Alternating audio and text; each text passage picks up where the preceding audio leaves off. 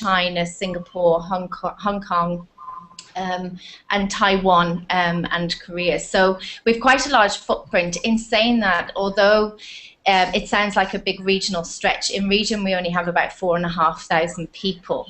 But as Asia is the biggest growth area, I think, as most people would know, it's very, very significant to our overall bottom line in terms of dollars for the business.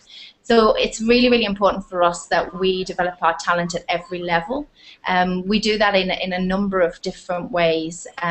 We have a number of strategies around campus recruitment, particularly in our China and in our Japanese businesses as well. And then one of the other core things that we really want to do is to continue to build management competency across our region, so that we can continue to build our future leaders and make sure that they're well equipped to handle, headwinds and things that might come towards them in the future, things that we hope we'll never see again, but you never know. So we just want to make sure that we're constantly building that competence. We also want to focus on our SMEs. They're really important to our business, so our subject matter experts. So we want to make sure that we retain some of those specialities. The industry is quite specialized, so we always want to make sure that we retain and develop those people and make sure that they continue to grow and feel that they have a career within State Street. Okay, so what kind of learning and development activities do you focus on, you and your team? So I have a team of 6 across the region, and we're quite clearly defined between a very small team of learning and development specialists and a small team of talent management specialists. So we cover the full breadth, really, from, if you like, cradle to grave of talent development. So the learning and development team are primarily focused on the management development training, and in State Street we use what's called the 70-20-10 model of learning. So that's from the Princeton methodology. So we've used that now for a number of years, and really what that means is 70% of our learning is through experience, 20% is through others, so things like coaching, mentoring, and then 10% is really around the more traditional classroom type training. In saying that though, and obviously for the theme of today's workshop that you have there in Dublin, our 10% is largely made up of things like e-learning and self-learning. So we've had to shift our thinking in terms of the generations that work with us now and the way that they want to learn. So we use our e-learning quite a lot. In terms of the talent group, obviously for every organisation it's really important that we have very strong talent pools. We have very, very good depth in terms of succession planning. We want to make sure that we're focusing in on our top talent and making sure that we provide opportunities to them. So my team actually work at every level in terms of top talent and the things that we want to do with those. So we have a number of programs that we work for each job level and have different initiatives around those. Very good. So tell me more then about the online activities that you have, the online tools that you have available. Yeah, so we have, this may be no surprise, but our e-learning system is called iLearn. So 10 guesses where that appeared from. So we have over 20,000 different online learning modules, and 70% of those are really predominantly focused around soft skills, management development, and then about 30% is much more around technical-based skills. So you can see where our focus is really as an organisation in terms of building leadership competency. We also have a very cool, I would say, online library, which hosts about 7,000 to 8,000 books currently, and you can download different books, again mainly around management development, but some again are around technical skills. So for example, we have things like, the Covey series of books are up there. We have things by Drucker, those types of people, and just recently to that they've added some video talks which are about 3 to 4 minutes. So we often are starting to look through those and recommend those to employees to take a look at. Very good. And where did the video talks come from?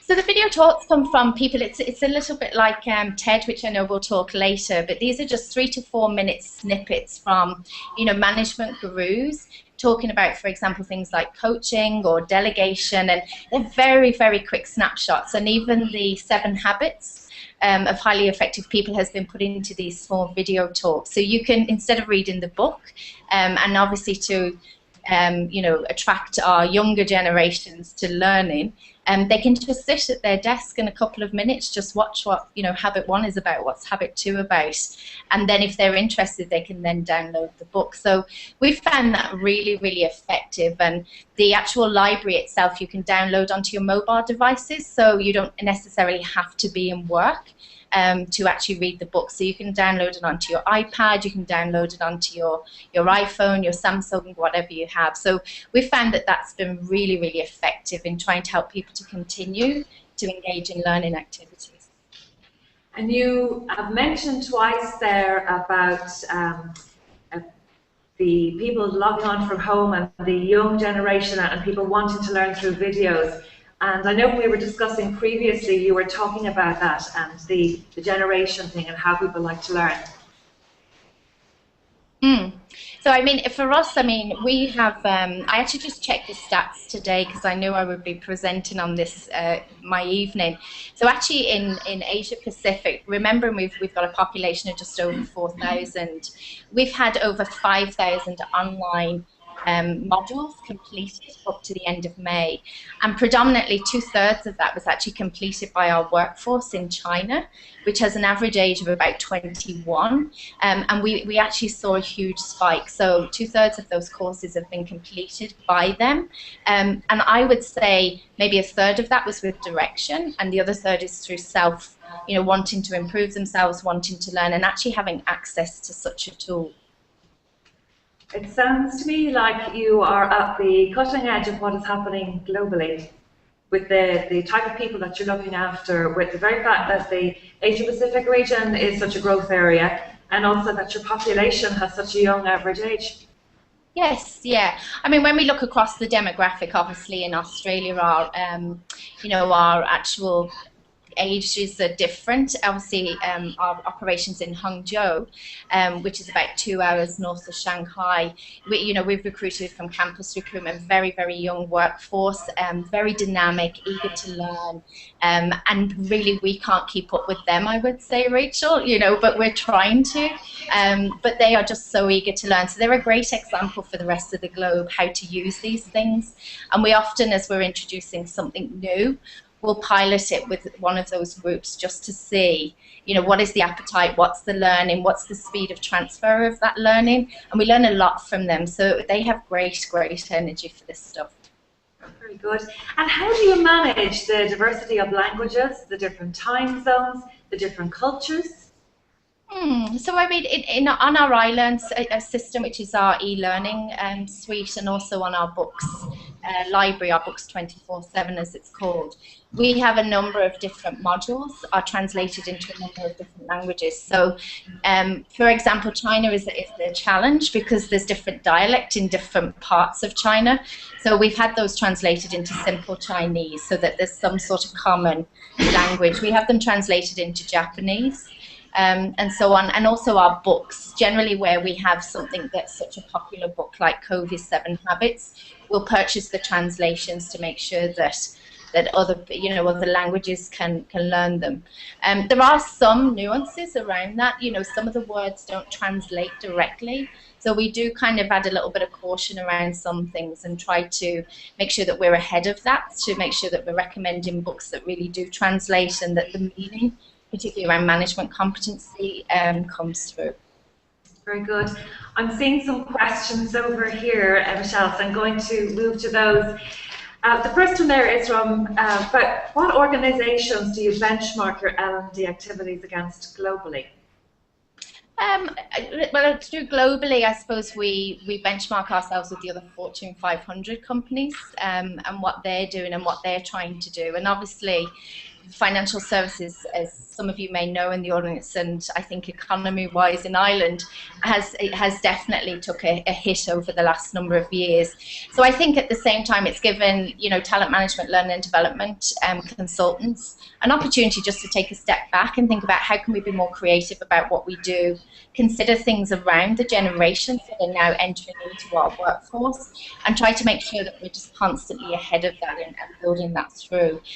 We've partnered partnered obviously with a number of external organisations to make sure that we're getting the best product, you know, for our dollars, if you like. So we're constantly looking for new things, and where we can't purchase something, we may build it internally to make sure that we've got something that fits us.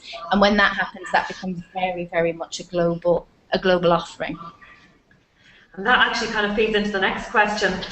Did you buy in the online library and the Quick Talks resource? Did you buy that externally off the shelf? We did, but we customized it. So there is a suite that you can purchase. So what we did is we purchased the suite, and then we chose actually what went into the libraries. And one of the things that we did was a couple of years ago was we took our competency framework down from 18 skills and behaviors down to 6 leadership competencies. So what we've done in terms of customizing it is making sure that as people go into the library, they can click on the leadership behavior, the leadership competency that they want to learn more about, and it will come up with those particular titles that we would recommend at each level.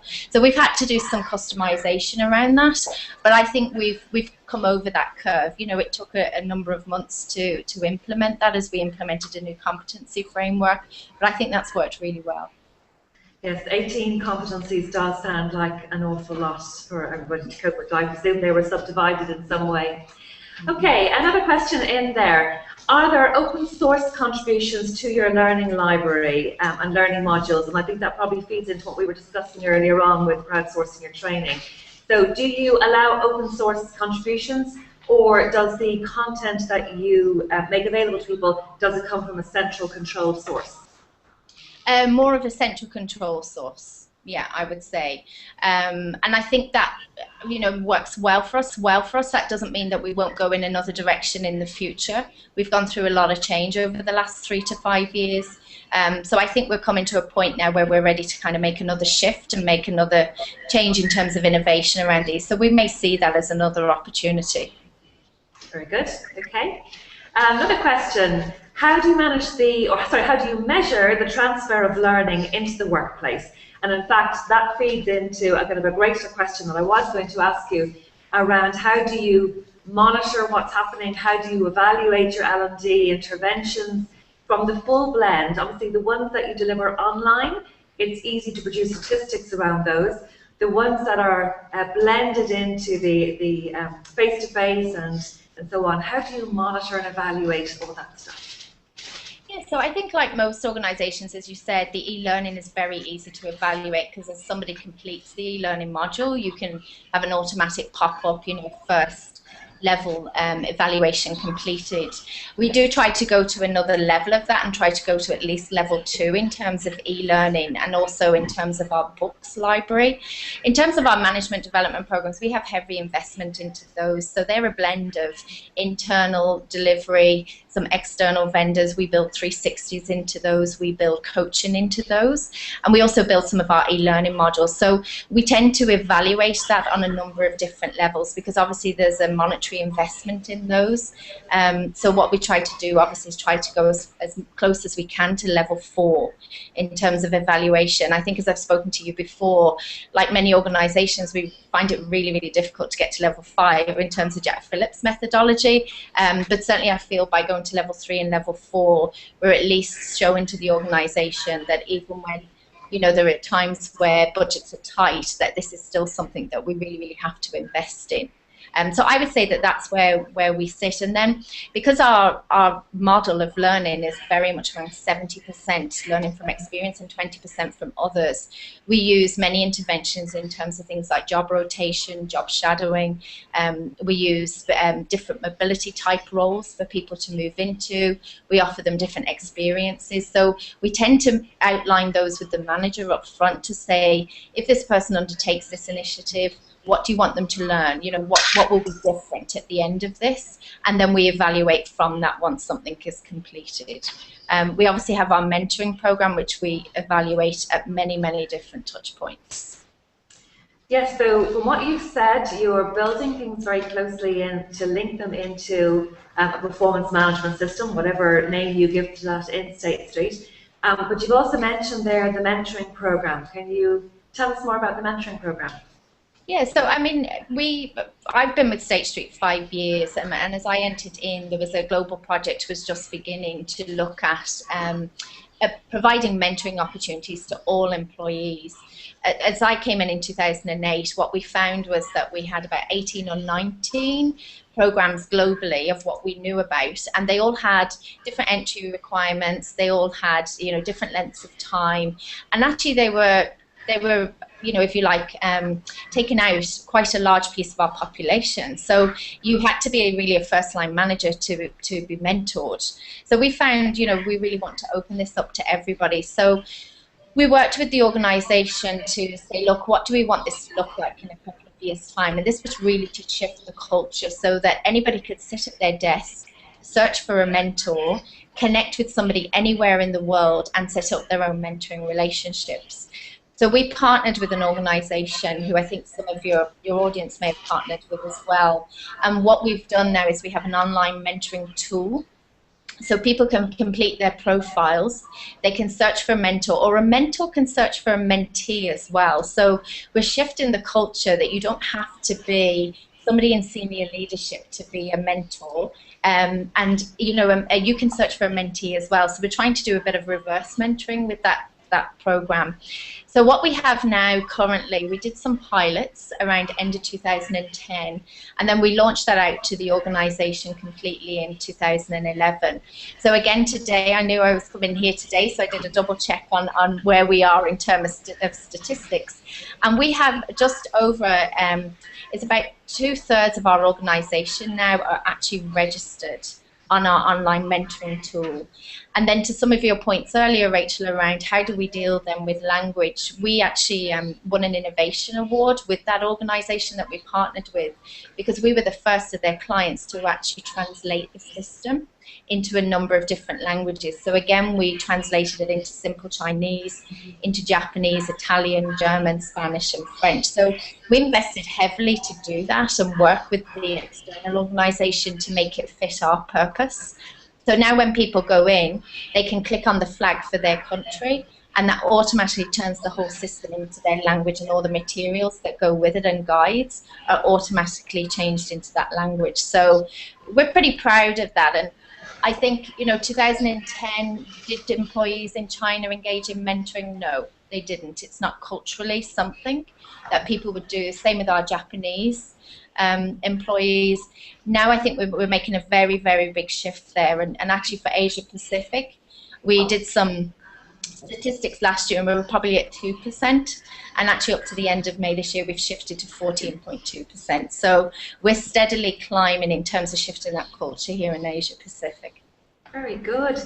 And you talked about reverse mentoring, so I have to ask, how's that going for you? And the reverse mentoring that is taking place, is it the young ones teaching the older ones about technology? Yeah, pretty much. Yeah, I think so. But not always. We actually have, which is really interesting, we've used it for our local Chinese employees to teach some of our expatriates Mandarin. So they actually connect and they become mentee mentors. So you can have one of our senior vice presidents being mentored by an associate one, which is our first entry-level employee around Mandarin. So we've used it hugely for that. But what we found is it's created a little bit of fun where, we would have some of our senior managers and people have particular expertise around something. So this is why our SMEs are so important to our organisation. So we often find our SMEs are linked in with a senior manager, but they're the mentee. The mentor maybe at a lower level, and they're actually mentoring one of our senior managers. So we're shifting the culture there. We're not fully there, and not everybody engages with it fully, but we're definitely taking some strides in that direction. Very good. Right, let's have a look at the questions again here. Do you quality assure the material that gets added to the e-learning system? Yes, absolutely. Critical importance. I mean, we employ, when I talked about translations of some of those programs, we employ obviously external translations, but we'll always have internal people overlook them to make sure that they, you know, they make sense, they work within our culture. So yeah, we absolutely do. And to that point, you know, you can buy an off-the-shelf product, but I think you do need to vet it to make sure that some of the modules fit for you. And if you're concerned about some of the modules may not work with some of your cultures, then that's a call you need to make in terms of, you know, taking that away from their view, or, you know, trying to incorporate that. So yes, we do, absolutely. Very good. I think somebody's pinched your idea about grouping the library resources by competency, so thanking you for that idea. Good. Do you focus on learning from experience to try and avoid groupthink and the echo chamber effect? Good question.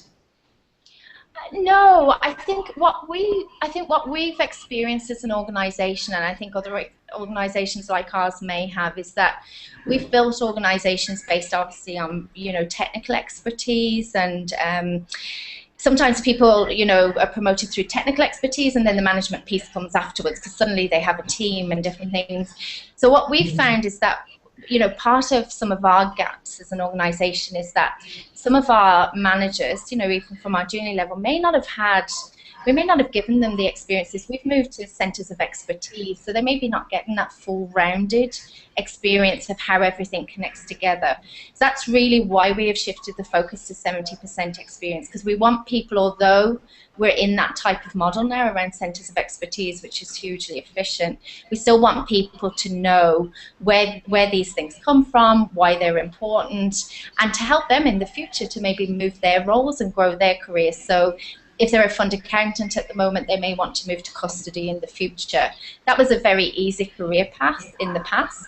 Now, if you're in a centre of expertise, you may not be given that experience unless you've got some sort of direction in your organisation. So that's really why we do it, is to make sure we continue to build that depth of rounded expertise.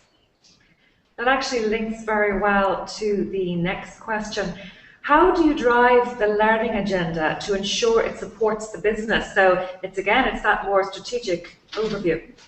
Yeah, so we're completely aligned, which is quite refreshing, I think. I mean, even if I just focus on Asia Pacific, we have a very aggressive strategy, a 5-year strategy, and it's taken on the Jim Collins methodology. You know, we've used the balanced scorecard and so on. So obviously learning and growth is a huge theme that underpins things like operational excellence, customer focus, and those types of things.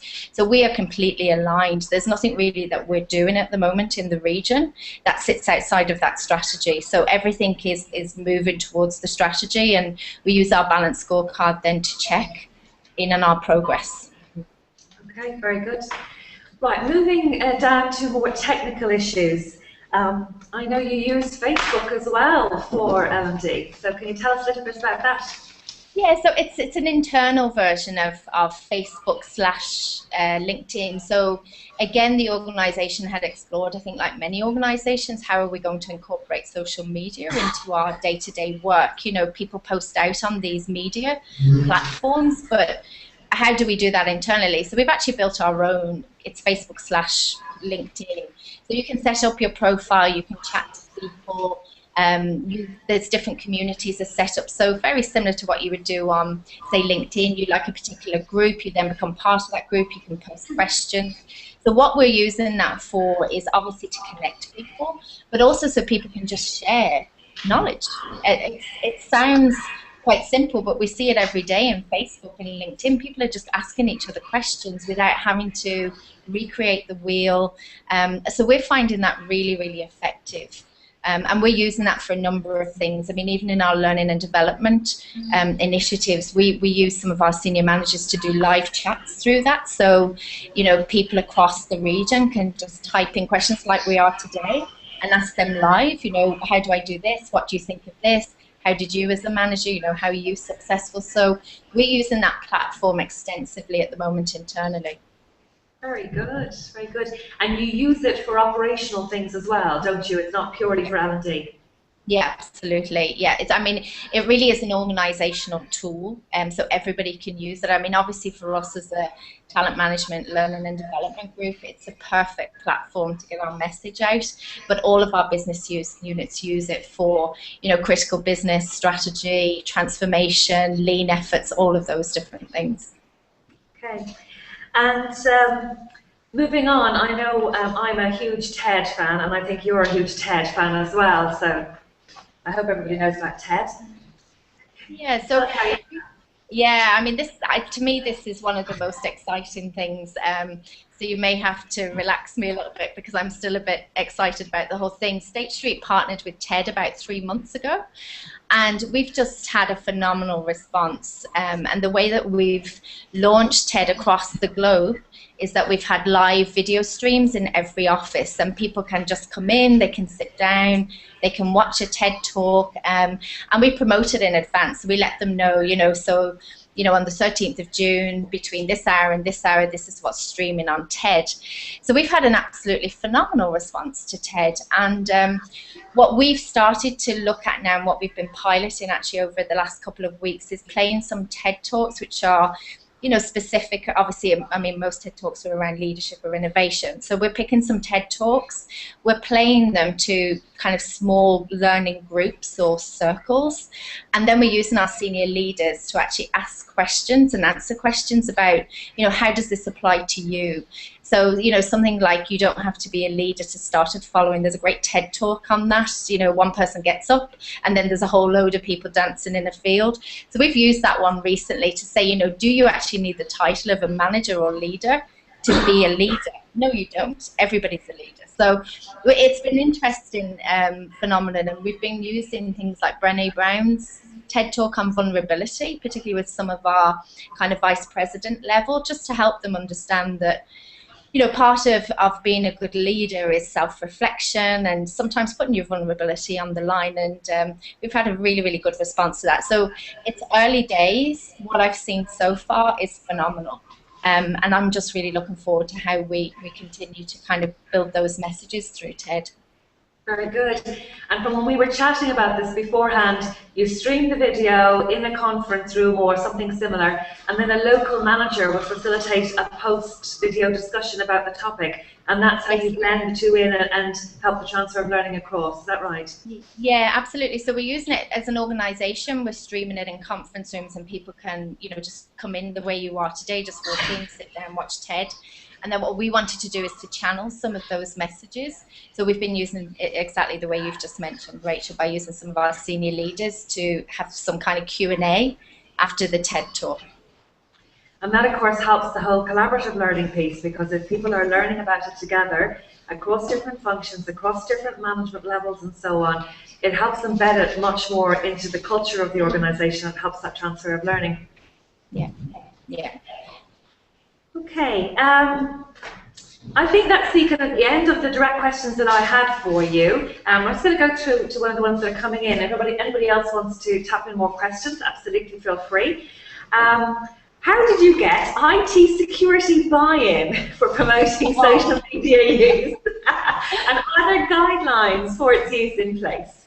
Yeah, I mean, it's just not the easiest thing to do, is it? It's just so difficult. And I think particularly around the social media platform, I think it became such a challenge. That's why we built it rather than buy it, to be honest. I mean, there's too many hoops and things, but even with our mentoring system, for example, the platform sits on an external vendor's on their platform versus ours. So for us to get a single sign-on for users, we obviously had to go through a number of different things, through legal, through compliance, through risk, through IT. So it's not something you can just do in the morning. Without the buy-in of all your partners within the business, and you definitely need to make sure that that's a safe link as you go through. But I think once you get through those, I think the value of the product is worth every effort that you put into that. But just linking back, to the LinkedIn/Facebook platform, which we call Collaborate, it was just easier for us to build that internally, in fairness. Right, very good, very good. Okay, Angela has asked, could you explain TED, please? Yeah, so TED is a global, I would say, phenomenon. I hope you all agree. So TED is a phenomenon where different people from all different backgrounds present on different topics. So some of them are 30-minute talks, some of them are as short as 5 or 6 minute talks, and they're generally around things like leadership and innovation. So there's actually a website, I think it's just tedtalk.com, and you can go on to there, and there's things like TED Books. So TED is basically a learning forum, I would say, for leadership and also for innovation and so on. So there's I saw one recently that Bono had done on innovation, which was quite interesting. There's another one, about what will I tell my daughter when she gets to 30. There's all sorts of things. So I would say I think there's something of interest to everybody in TED, even if you're just sitting in your sitting room tonight. Just go and Google it and just click on a few of the TED Talks. And some of them are absolutely super. They really, really are. I totally agree with you. I subscribe to the education stream of them, and at least once a week something comes through that is just pure inspirational. It's fantastic. Michelle, I'm going to introduce you to the lady sitting next to me here on the couch. This is Alison Hodgson, who's the HR Director for McDonald's Restaurants of Ireland. Hi, Alison. Hello, Michelle. A question for me is, we operate a franchise model, and so getting buy-in and engagement is critical to everything that we do. What do you do to get buy-in from all of your key stakeholders, and what kind of reluctance or reticence do you, or resistance do you face? Yeah, I think it's critical to get your stakeholders buy-in on all of these things. And I think the question earlier about how do you align to strategy, I think you have to, as a talent management, learning and development function, constantly prove your value add to the organisation. At the end of the day, we're a cost to the organisation, but we can give such a return on investment with the things that we do. So I think it's about aligning the things that you do to the strategy and showing why they fit. And not just today, but also looking out 3 years, 5 years, 10 years, what difference that's going to make to the organisation, and how will people be behaving differently? Why is it so important to put this intervention in now compared to 3 years' time or 4 years' time? So I think, it does take a lot of influencing around your key stakeholders. I've found that if I can get 1 or 2 key stakeholders on board and get them to nearly sponsor the projects, that's been really successful. And just an example of that, recently we're launching in the region a Walk the Talk initiative around our leadership behaviours. So we're going to get some of our senior leaders to do back to the floor exercise. So they'll go back and do the jobs of people. We're getting some speed leadership kind of different things going around our leadership competencies. We're doing the collaborate chats. And that all started really with me saying to somebody, listen, I really do think we need to walk the talk, and it just evolved into this. A couple of key senior stakeholders. We're now launching that at the middle of July, and that will actually be a quarterly event. And we hope that all employees will be chattering about our competencies. So I think that's it. By saying that, there's always things we're going to find challenges with, and I think as an organisation is changing, and there's a lot of organisational design issues and challenges, I think you just have to work through those. The things you might want to do today, you may have to hold off because strategically it's not going to pay you back. It might be because you want to do it, but actually you do have to take a step back, I think, as a profession and think, I'd love to do that now, but I just have to. I have to hold off, So I think your key stakeholders is important. And for you, it would be a challenge because you've so many in that franchise environment. And how would you describe the organisation culture? I think we're a very consensus culture. If there is such a thing, I'm not sure if Charles Hardy would agree, but we're quite consensus. I think we avoid conflict as an organisation. I think people are very open to learning. So I would say we are definitely a learning organisation. I think we've learned a lot. People's doors are always open. I've never ever been refused in the 5 years I've been in State Street by any senior leader to support an event, to open up an event, to take part in an event. So I think that's very reflective of the senior leaders that we have in the organisation, that they're always willing to use that kind of pay it forward methodology to make sure that they're always investing in the next generation. And tell me, Michelle, looking down the road into the future, if you could design the ideal way to, deliver, I'm not sure even deliver L&D activities is the right word at all to use, but what do you see coming down the road, or what would you like to see coming down the road? I think a lot of organisations are moving much more to self-sufficiency, and I think any organisations that are a little bit behind in using blended learning are now realising that it's quite impactful.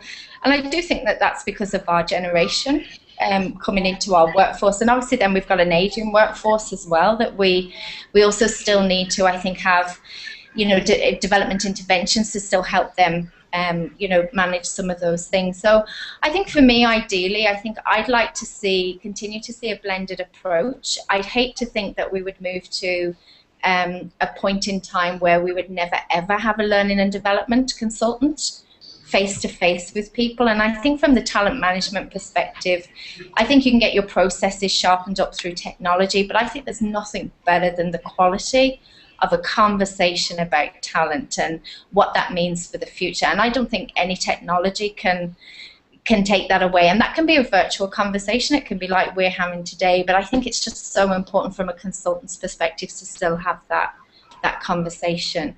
I do think, though, and I know even in our own organisation, 5 years ago, we probably had about 90% was all classroom training. We're definitely, I would say, probably only have about 15% of our learning hours are now made up of classroom training. So we're definitely making that shift. And I think we just need to be innovative and use our senior leaders to I suppose, pay it forward, as I said, and just continue to cascade some of those messages down. And I know you don't look after the technical training or the induction training or things like that, but they also happen through some kind of virtual platform as well, don't they? Blended with a face-to-face. Yeah, absolutely. I mean, we have a big transformation effort at the moment, and our colleagues in Boston actually roll out all that technical training globally. So nobody within Asia or EMEA physically is rolling out some of the systems training. They're all done through webinars, it's all done through that. It's recorded so people who miss it can play it back again. And even our onboarding, I mean, there's a certain amount that is face-to-face. Again, you can't lose that human contact. But in advance of somebody being hired, we would send them, some onboarding information on a CD, or they can go to a link on the web, they can log in, they get the message from our CEO and so on. So again, yeah, I mean, we're changing certain things and making that shift, as I said, to much more self-sufficiency. But I don't think that kind of touch from the learning and development consultants or talent management consultants will ever go away completely. Yes, I think at the end of the day, that is what we learned, I think probably around the year 2000 or so, that you can't shift everything online. It is the blend, and getting the blend right and the way we do it that is so important. Okay, are there any other questions that anybody else would like to ask? Okay.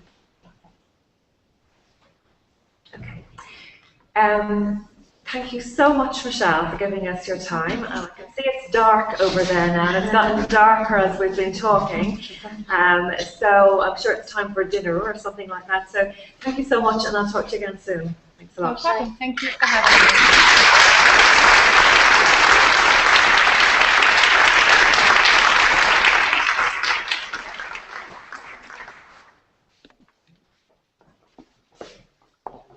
Okay, well, let's just take 2 minutes while we rearrange the room again.